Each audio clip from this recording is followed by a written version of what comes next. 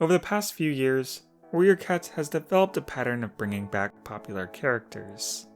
Super editions have shifted to be more about well-known cats such as Squirrelflight and Graystripe.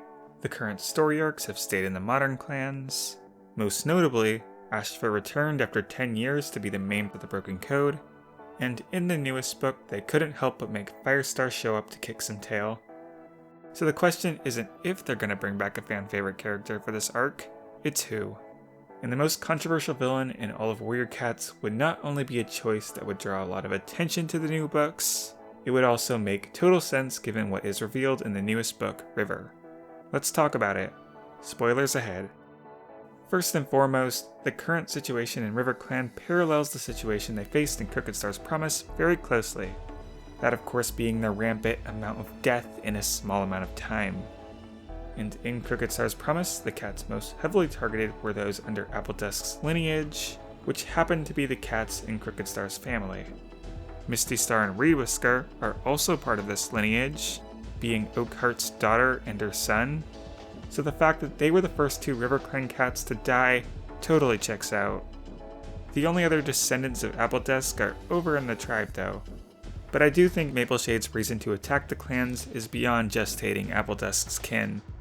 If it was only kin that was the issue, she would have done something long ago. That brings me to my second point, the current code changes in the clans. Now, cats are fully allowed to swap from one clan to another to be with their mate. No consequences attached. The rule that led to all of Mapleshade's suffering due to her relationship with Appledusk was completely repealed. Now, this could make Mapleshade happy, but Mapleshade is pure evil. She takes pride in the deaths of cats in Appledusk's family, by the way. She would never be happy that cats in the future could be better off than she was. If things couldn't go her way during her lifetime, she would absolutely reject that any cat in the future could be given the pleasure that she was denied. She's selfish and heartless. If she can't be happy, no cat deserves to be. It's her character and her novella, and it will be her character if she makes her return. Point 3. The Dark Forest is being alluded to as a relevant entity. Bramblestar is suffering from dreams of him in the Dark Forest. Lightleap is suffering because she wanted to dream into the Dark Forest. And the Lights in the Mist who traveled to the Dark Forest are hailed as the reason the code changes are happening. It's clear we haven't seen the last of the Dark Forest. And with so many Dark Forest legends dead, including Darkstripe and Darktail during the events of Light in the Mist, Mapleshade is the main cat left. In the Broken Code, they very much disregard the fact that she was fading an Omen of the Stars, so I think it's safe to say that that plot point was retconned, and Mapleshade is in full form, in prime position to make a comeback. So that about sums up why I think Mapleshade returns, but what about the how? How would any of this work, and what would be her plan? For Mapleshade's return to make sense, I have to introduce Echo Theory.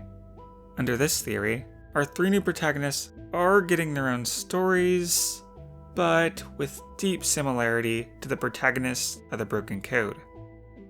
Sunbeam deals with her lifelong crush in her clan not being interested in her, and having to find love with a cat from another clan, similar to Bristlefrost.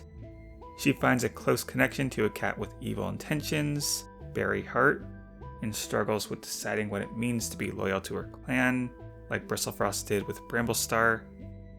Nightheart struggles to match the skills of his peers in warrior training, like Rootspring, and has an awkward relationship with his primary parental figure, like Rootspring with Tree. And Frostpot is an inexperienced medicine cat apprentice who has a large responsibility placed on her and her visions in a state of increasing chaos, just like Shadowsight. In Shadowsight, he never had a medicine cat connection. It turns out his visions were manipulated by an evil cat bent on making a run for power. In Frostpaw, under Echo Theory, the same would happen to her. Except instead of Ashfur, it's going to be the Dark Forest as a whole. Cats banished for breaking the code are now seeing that the clans don't even care to follow all the code rules anymore. They are tired of being banished, and they want to be the ones who control the rules. Now I know Mapleshade was the main cat I hyped up, but if we assume all of Frostpaw's visions are fake, we will need at least 3 cats to be part of this villain team. Now Mapleshade could be the one faking Misty Star's voice, since they're in the same family. Juniper Claw could be the green-eyed cat who is definitely not Willowshine. Gender was never specified in that scene, though I'm not really sure on that. It could totally be a different cat. And what about Frostpaw speaking the Leopard Star face to face? Hard to fake that, right? Wrong. Frostpaw says she only recognizes Leopard Star through stories. There is a Dark Forest cat with the exact same eye color and pelt description as Leopard Star. It's Frecklewish. Remember what I said last year? Such a bold and elaborate addition to Frecklewish's story simply could not exist without a future book to introduce it. Yeah, I should have knocked on wood. Listen, I know that Frecklewish being evil and working with Mapleshade would be a terrible plot development, but that's exactly why I think it's going to happen. When the fandom got mad at Frecklewish being Dark Forest, the story team sent out this hasty article defending themselves because it was too late for them to change their decision on Frecklewish, and they were desperate for us to accept it. A future story and a future plot twist depended on it. The exact execution of all this is still up in the air, but at this point I'm feeling pretty confident on some level of Dark Forest involvement. So moving on, I see there being 2 tiers of villains for this arc. The Dark Forest puppet masters I just talked about, and the angry conservative cats. The Dark Forest plan is to use these hateful cats until they can eventually betray them. The book ending on Curlfeather yelling out, "Trust no cat," it really hints at a big mystery with a lot of suspicious cats involved. And the most suspicious cats are the ones who hate the new code changes.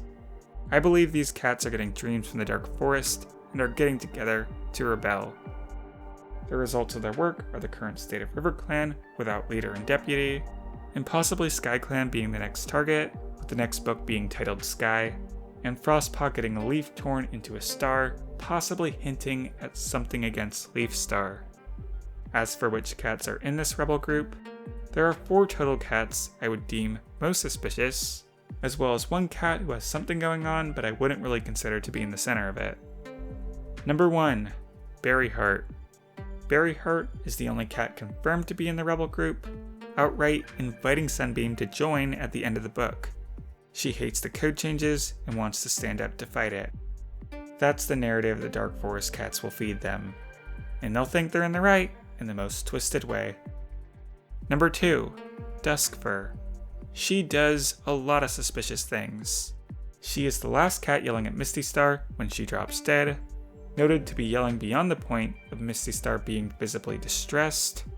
She casts doubt on the fact that Reed Whisker is alive twice, as if she already knew for a fact he was dead. And she specifically calls out Sky Clan as a clan that shouldn't be trusted, when the title of the next book suggests that Sky Clan is the next target.